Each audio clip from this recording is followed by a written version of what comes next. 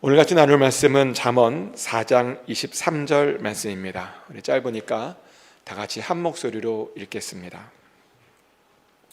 다 같이 읽겠습니다. 모든 지킬 만한 것 중에 더욱 내 마음을 지키라.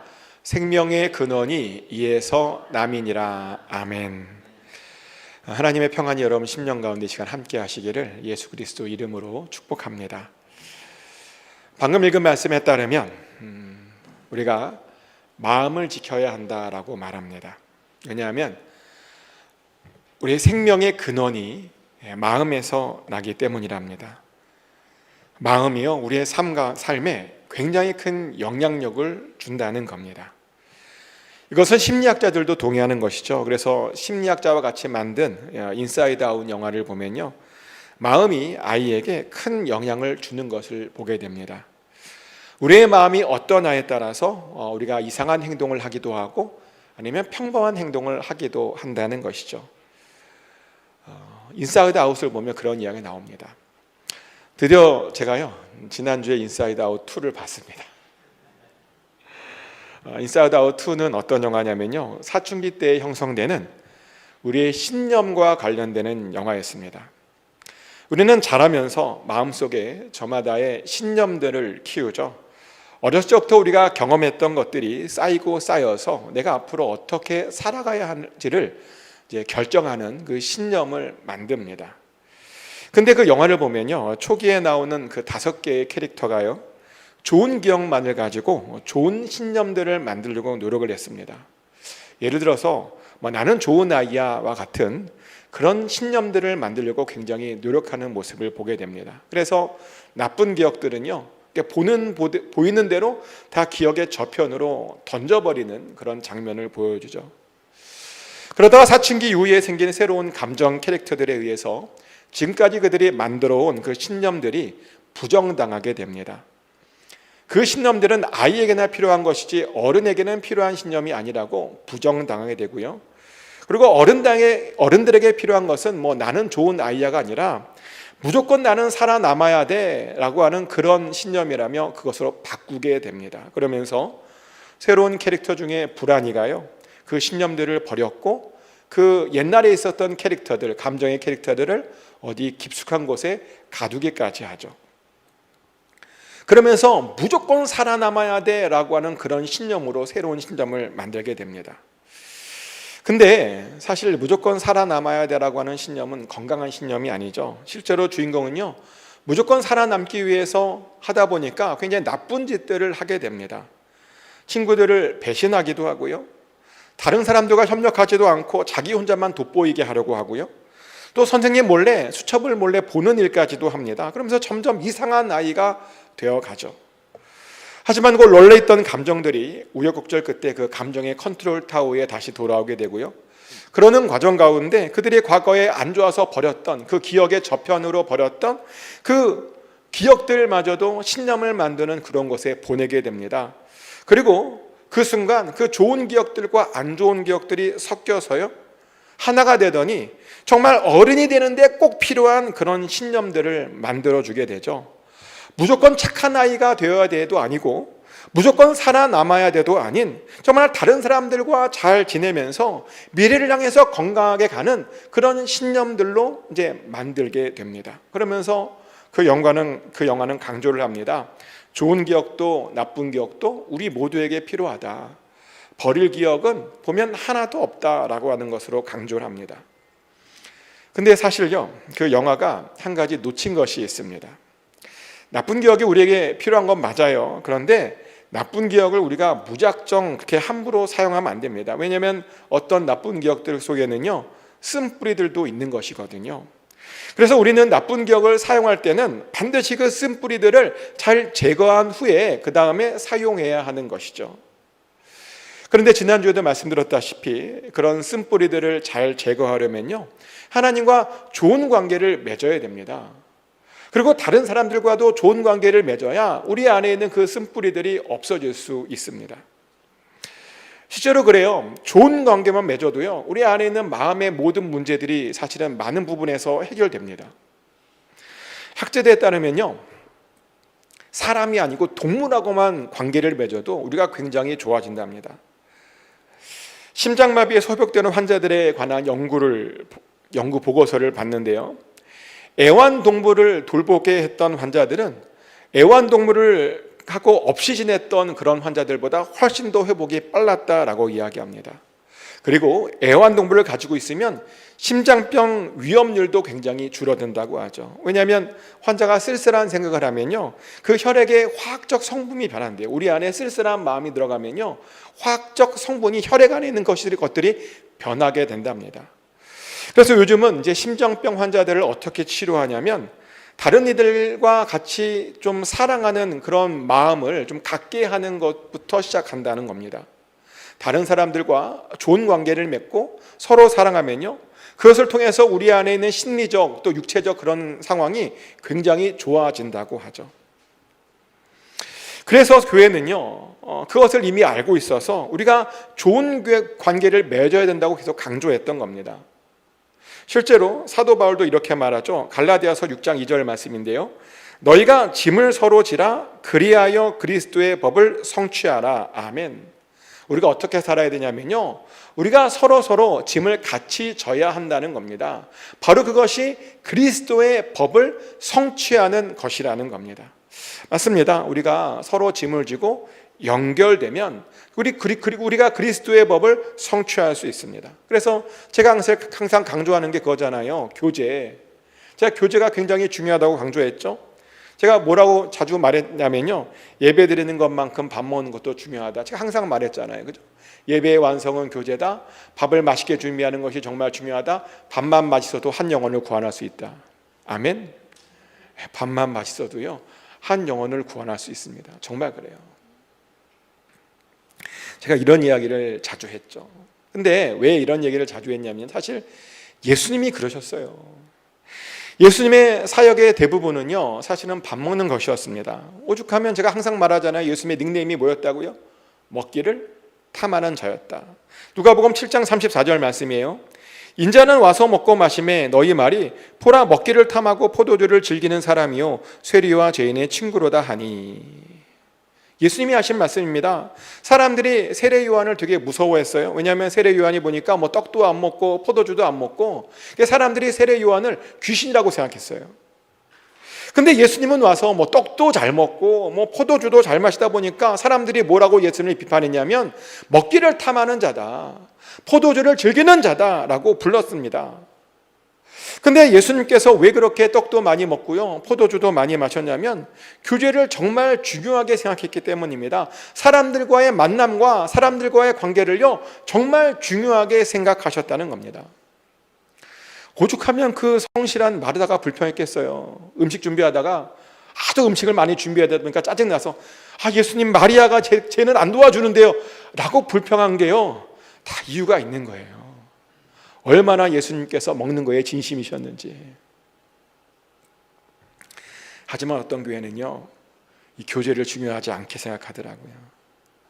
말씀만 주오면 되는 것 아니냐고 말합니다. 주님께 기도하면 다 되는 것 아니냐고 말하기도 합니다. 그런데요, 성도의 교제가 없으면 그것은 온전한 신앙생활이 되지 못합니다.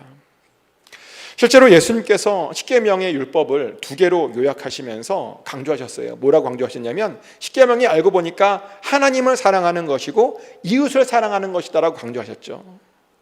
이웃을 사랑해야 하는 겁니다. 하나님을 사랑하는 것만큼 이웃을 사랑해야 된다는 겁니다. 하나님만 사랑해서는 안 된답니다. 이웃도 사랑해야 되고요, 다른 사람들과의 관계가 아주 중요하다고 예수님께서 강조하셨습니다. 그래서 기독교 심리학자들은 온전한 성도란 3가지 관계가 좋은 사람이라고 말합니다. 온전한 성도는요, 자기 자신과의 관계가 좋은 사람이고, 또 다른 사람들과의 관계도 좋은 사람이고, 또 하나님과의 관계도 모두 좋은 사람들이 온전한 성도라고 말합니다. 만약 이 3가지 중에요 하나라도 좋지 않으면 사실은 온전한 성도도 아니고 신앙생활에 뭔가 문제가 있는 것이죠. 그래서 사도 요한도 이렇게 말했죠. 요한일서 3장 14절 말씀인데요, 우리는 형제를 사랑함으로 사망에서 옮겨 생명으로 들어간 줄을 알거니와 사랑하지 아니하는 자는 사망에 머물러 있느니라. 아멘. 굉장히 충격적인 말이에요. 우리가 보통 사망에서 생명으로 옮겨가는 것은 우리의 믿음만 있으면 된다라고 생각하잖아요.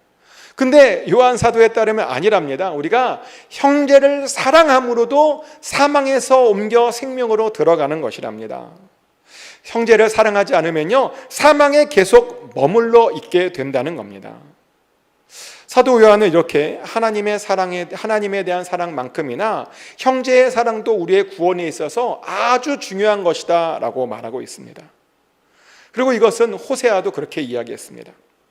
호세아는요, 하나님께 이런 말씀을 들었죠. 호세아 6장 6절 말씀인데요, 나는 인애를 원하고 제사를 원하지 아니하며 번제보다 하나님을 아는 것을 원하노라. 아멘. 우리 하나님께서 원하시는 것이 제사가 아니래요. 우리 하나님께서 원하시는 것이 번제가 아니랍니다. 그러면서 어떤 사람들은 그럼 하나님을 아는 것을 원하냐라고 그렇게 끝나버리는데요, 하나님을 아는 것만큼이나 중요한 게 뭐라고 되어 있냐면 인애를 원한다고 되어 있습니다. 인애. 근데 인애가 뭔지 아십니까?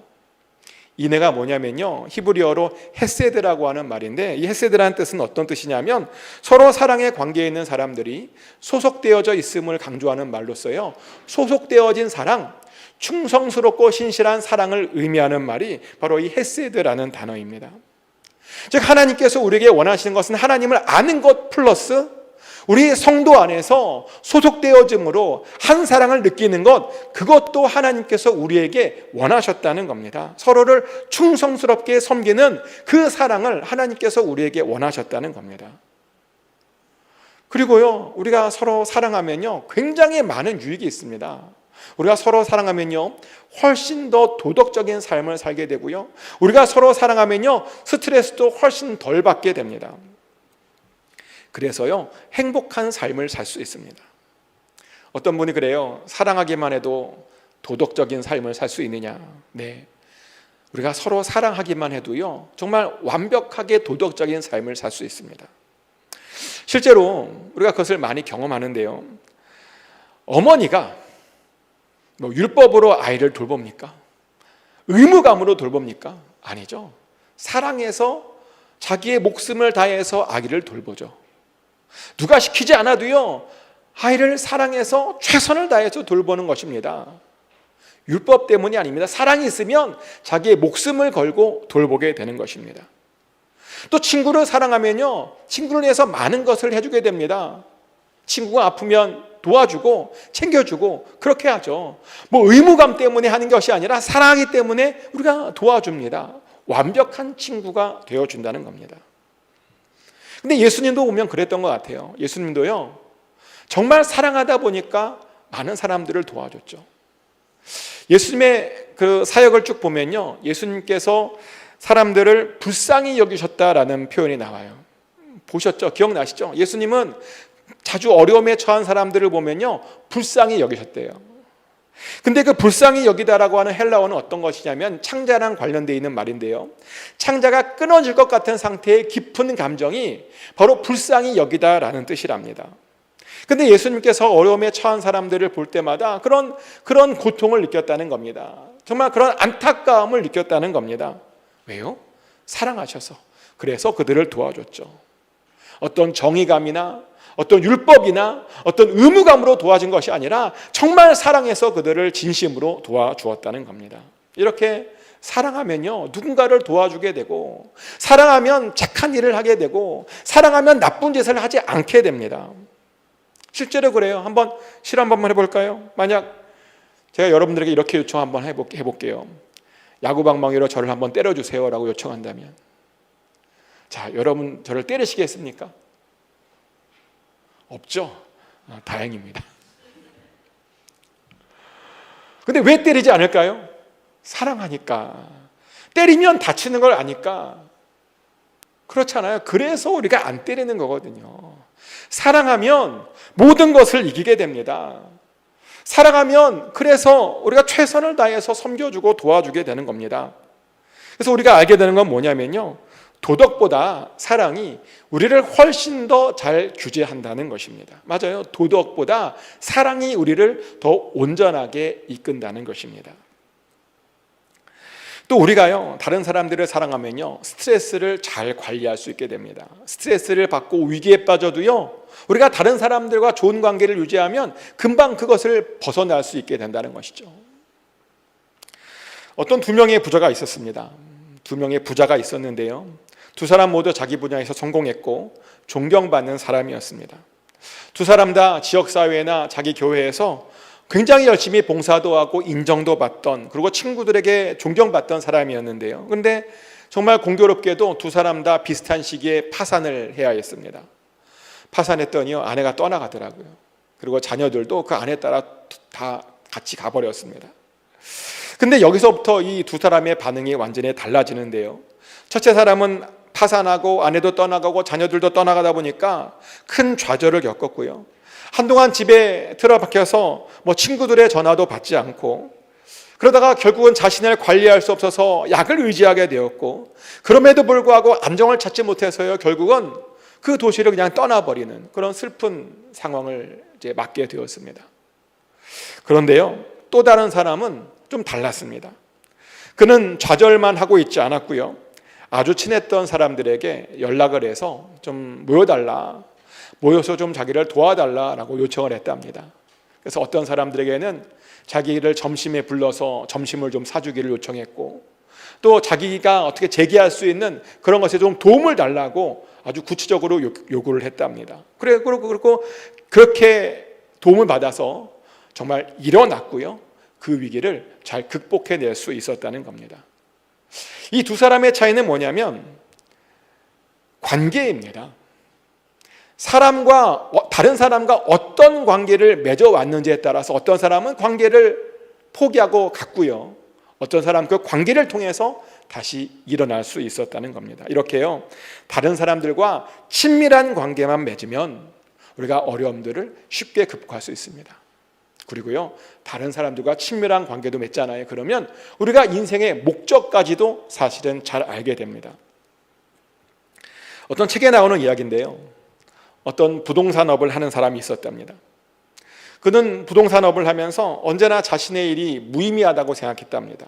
단순히 돈을 벌기 위해서 그 일을 한다고 생각했답니다. 그래서 그는 돈을 더 많이 벌기 위해서 악착같이 했고요, 그리고 사람도 만나지 않고 어떻게든 돈을 벌 수 있을까, 그것만 생각했답니다. 근데 나중에는 그렇게 한참 달려가다 보니까요, 허무함을 느껴서 결국에는 다 버리고 떠나가 버렸답니다.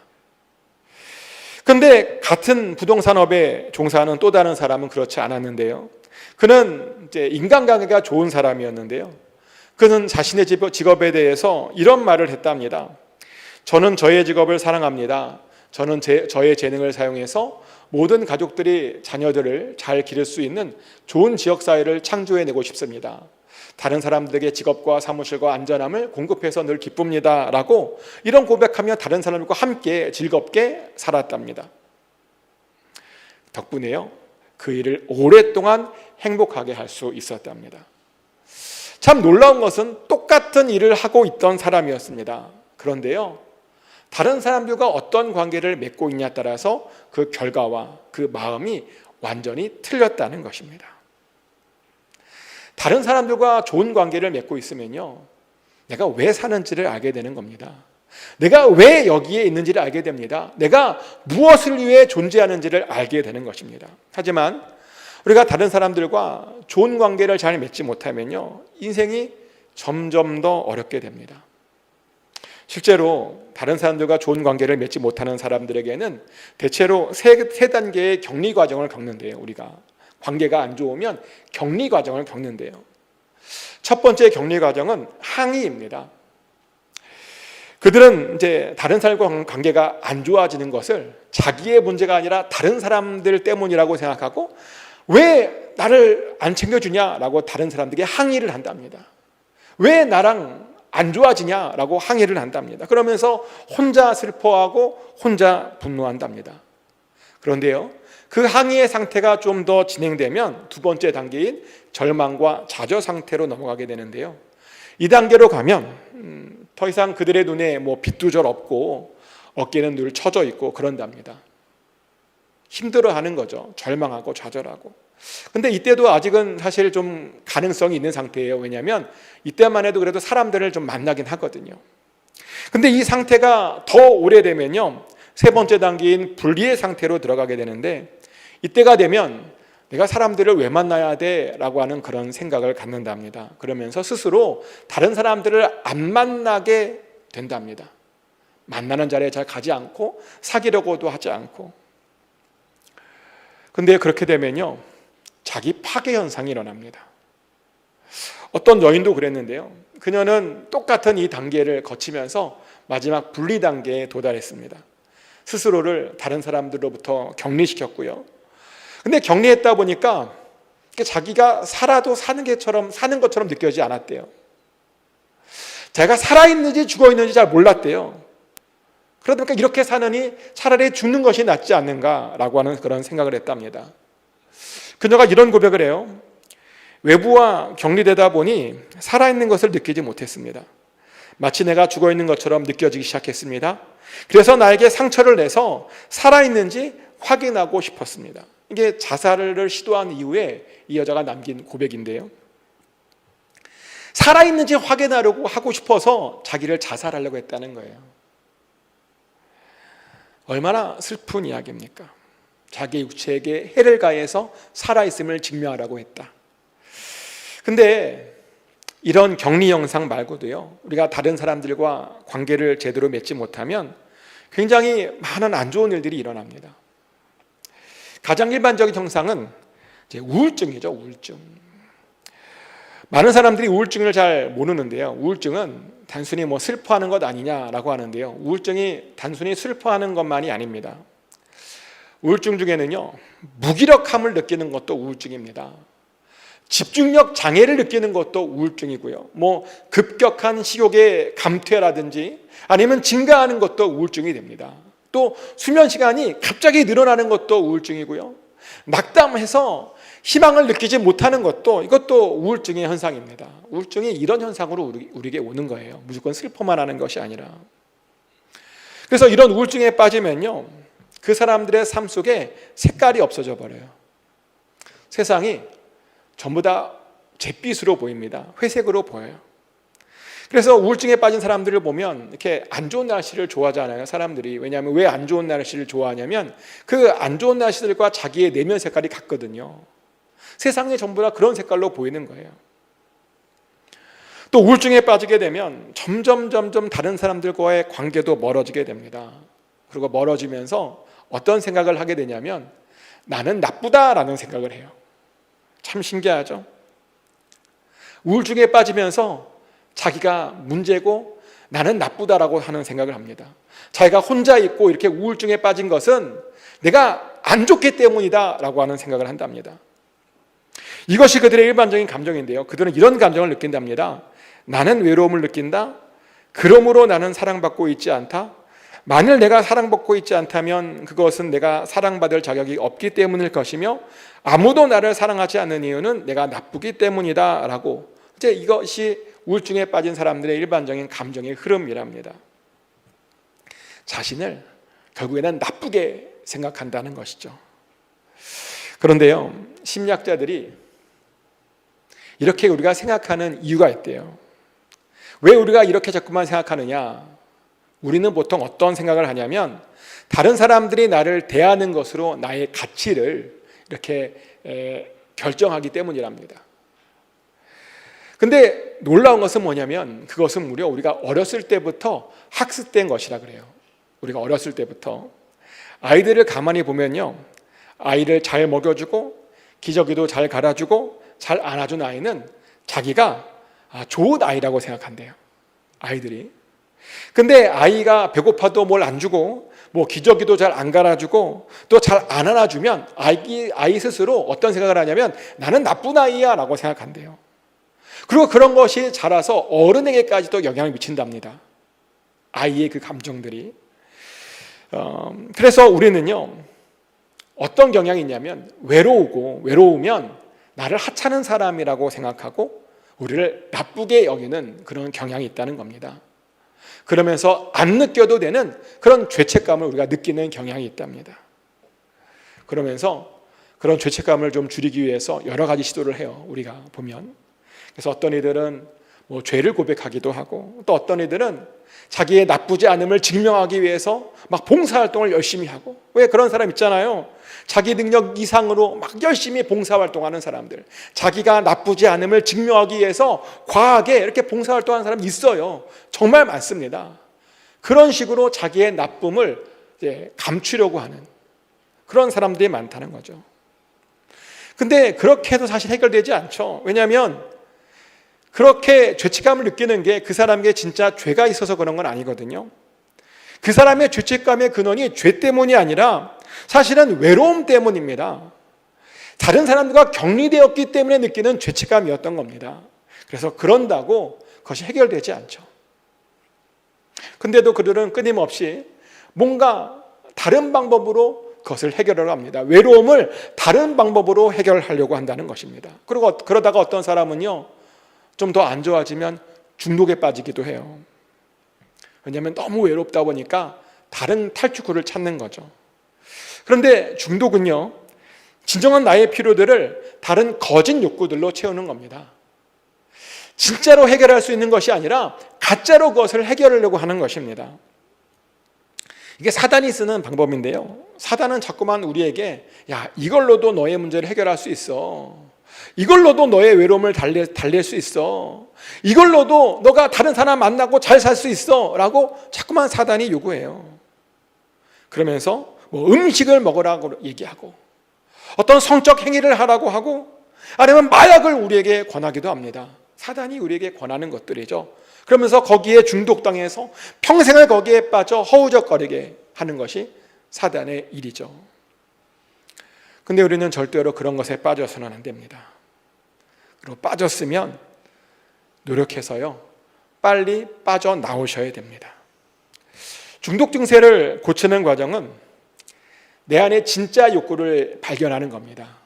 진짜 욕구를 알아야 거짓 욕구를 대체할 수 있는 거거든요. 거짓 욕구잖아요, 중독이. 그래서 진짜 욕구를 찾는 겁니다. 그런데 대부분의 중독의 진짜 욕구가 뭐냐면요, 다른 사람들과의 좋은 관계입니다. 왜 우리가 자꾸만 중독 현상에 빠지는가? 왜 자꾸만 집중하지 않아도 되는 것에 집중하는가? 다른 사람들과 좋은 관계를 맺지 못해서 우리가 자꾸만 그런 중독에 빠지는 것입니다. 그래서요, 우리가 다른 사람들과의 관계만 제대로 돼도, 그것만 제대로 해도 우리가 그 중독에서 금방 빠져나올 수 있다는 것입니다.